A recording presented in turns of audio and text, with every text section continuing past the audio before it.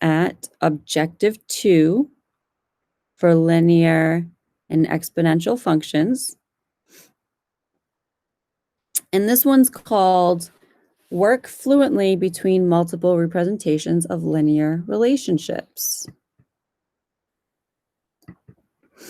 Okay, slope, intercept, form, and a point. Okay, so that's saying that you're going to put this information that you have into slope intercept form when you're given a slope and a point. Okay, remember slope intercept form is y equals mx plus b. So what we're doing is we're taking the information that we have and plugging that into our equation. So m means slope. So I'm going to take my slope and plug that into my equation, which is -3/4. So -3/4 x plus b. What is b? B is our y-intercept. So I look at this point right here, and that's saying 0, 8. And we know when we look back at our terms that y-intercept will always have an x coordinate of 0, right? So the x will always be 0 when it's a y-intercept. So when I look at this point, I say, oh, okay, this is already my y-intercept because x is 0. So the y is 8. And so my y-intercept is at 8. So b is 8. Equation, so you're going to find the equation of the line from fractional slopes. So when you have a fraction as a slope, and given a point. Okay, so we notice that the x here is a -12. So we need to solve for b first by using the information that they are giving us right here. Okay, because we don't have the answer to what the y-intercept is, we're going to have to figure it out. So what I'm going to do is I look at this and I say, okay, this is an x, this is a y, and this is my m. Okay, so I look at my equation and I say, well, I have an x, I have a y, and I have an m. So I can manipulate this equation to find out what b is going to be, right? Because I have enough information to do that. So I look at my y and I say, well, my y here is -14/3. And that is equal to slope, which is 1/3, times x, which is -12, plus b. Okay, so I have enough information to figure out what b is going to be. So first I'm going to say, all right, what is -12 times 1/3? So I'm going to do this over here. -12 times 1/3 is really saying -12 over 1. So -12 times 1 is -12. And 1 times 3 is 3. And I can simplify this to be -4. So now I do -14 over 3 is equal to -4 plus b. And this is just one of your one-step, two-step equations that you did last year in 7th grade. So how do we solve for b? I need to get my 4 to the other side. But because this is a -4, I'm doing +4 to make this 0. And then I'm doing +4 on the other side.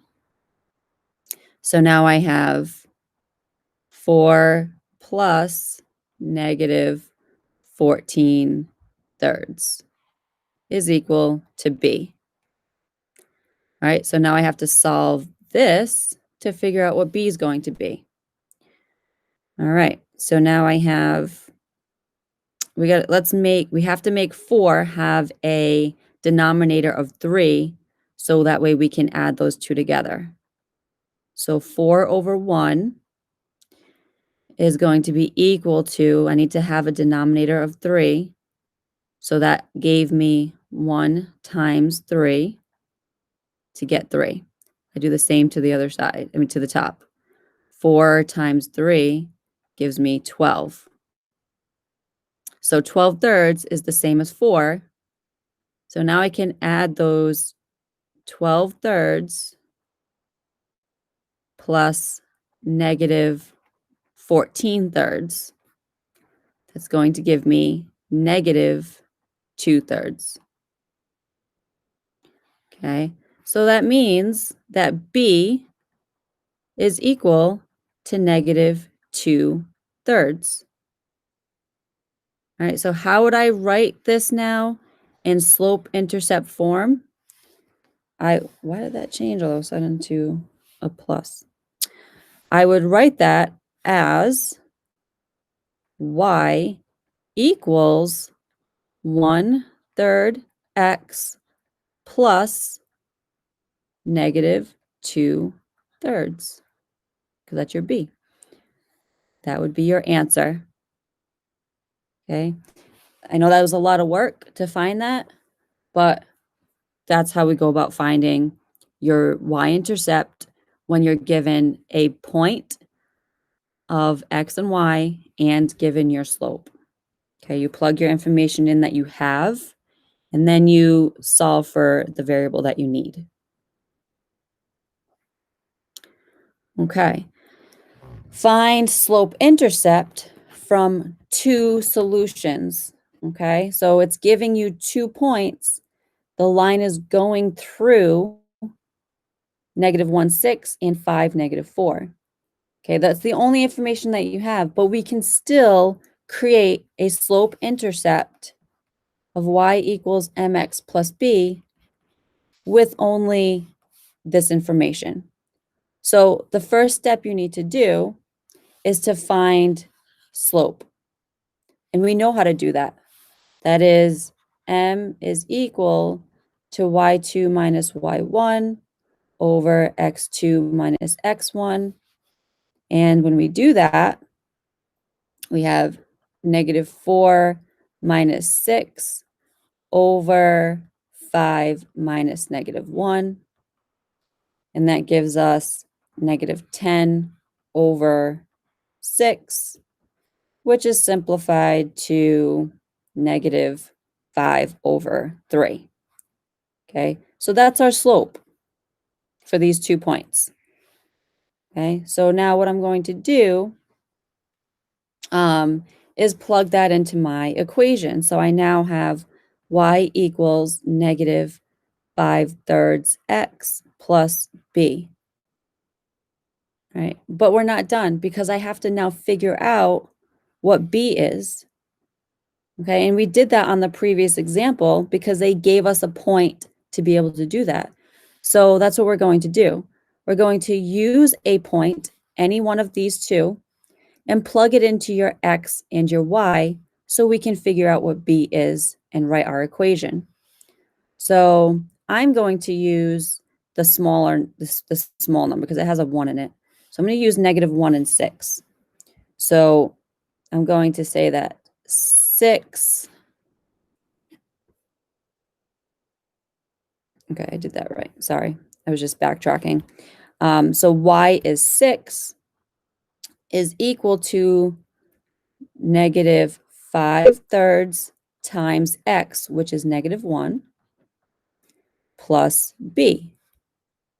All right, -5/3 times -1 is easy. That's why I picked the 1, is because now it just makes it a positive 5/3 plus b. Okay, now I subtract 5/3 from both sides.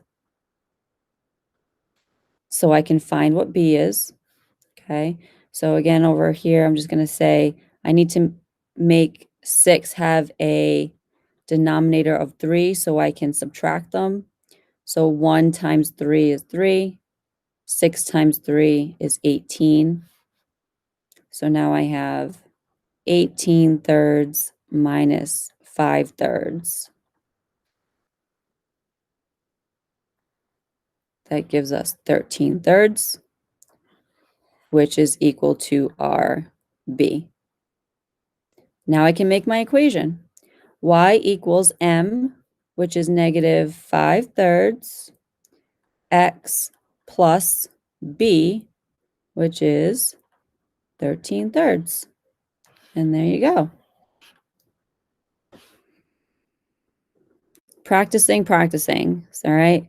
So you're going to do your check for understanding and see how you do. And then you'll move on to objective 3.